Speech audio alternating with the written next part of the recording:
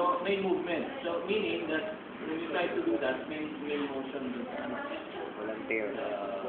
so impact yung Achilles tendon. The tendon is actually the tail of the muscle. So you have the big portion of the muscle here, and then that's your tendon attached to your heel. Now, in our case, medyo bruised yung tendon. There are several ways of trying to do a procedure on the tendon. I'll do the ankle first, and then proceed to the tendon later. Okay?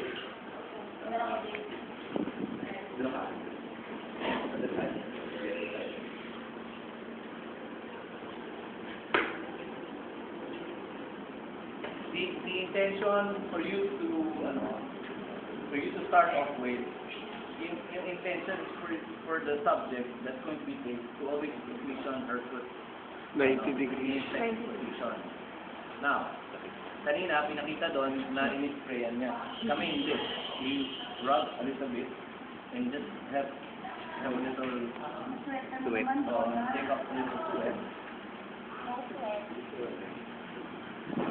Just trying to clean the surface for the under wrap.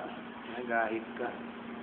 Iba yung application ng under wrap sa kanya. But generally, the principle is of covering from the start of the base of the calf muscle. Okay? So even when you try to do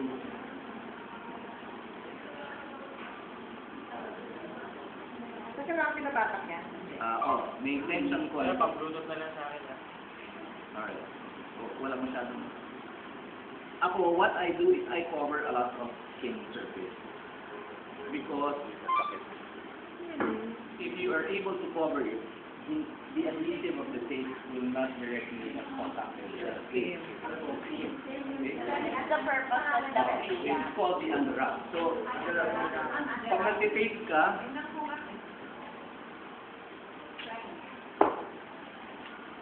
okay, and then wala siyang creases.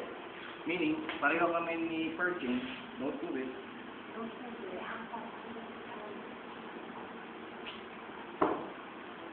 Na pag nilalagay, walang creases. So that when you try to apply the tape, Steer up. mamaya,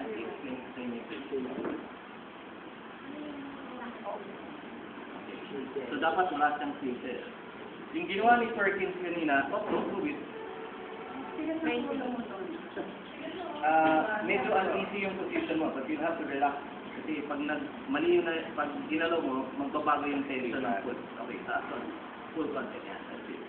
So what I do is apply the Horseshoe spear. syrup. Sternum. Mul. Tapos horseshoe. Says horseshoe. Apply the second, and apply the third. Variation lang to. So, sir, ibig sabihin nun, hindi ka pwedeng mag-apply ng sarili mo. Well, Hindi kakayahan niya, abutin. this is my Kung flexible ka. version. Dentist din, di ba? No, I mean, yung sarili mo, lalo. Pwede, pero iba ang tension that's going to be applied. Somebody has to apply that to you.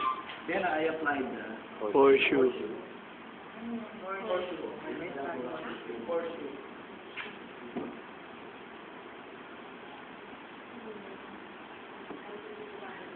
Hindi mo na masusot yung sapatos mo niyan, Tol. Huwag ka na mag-medyas. Di ba 20 minutes per hour yan? Ay, hindi. Walang ice. Sa ice lang yan. Hirap magdalhin ng Pero pwedeng tanggalin yan ulit, sir. after the ice has been applied. Puro, Pwede umuwi na si Donna na kayo. ano, heel lock.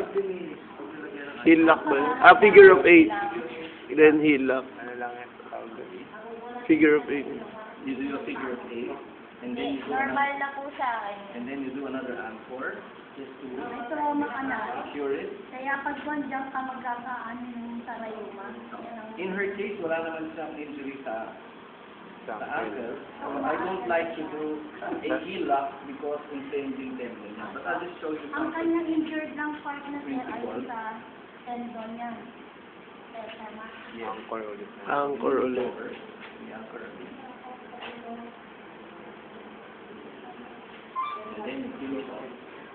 Figure of 8.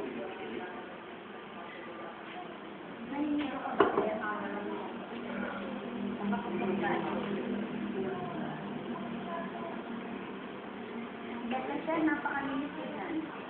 So that's how you do it. Yes, galing. So table.